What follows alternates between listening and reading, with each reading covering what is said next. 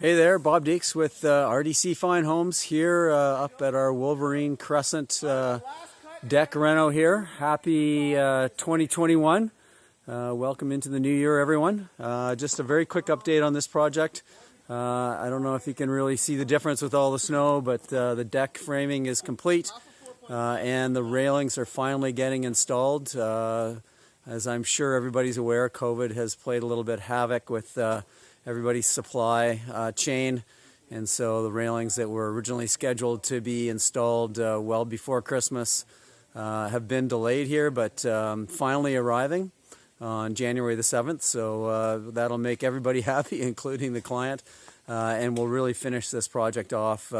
Some incredible timber work by the RDC team here to really transform the front appearance of this house and add about 1,000 square feet of outdoor living space.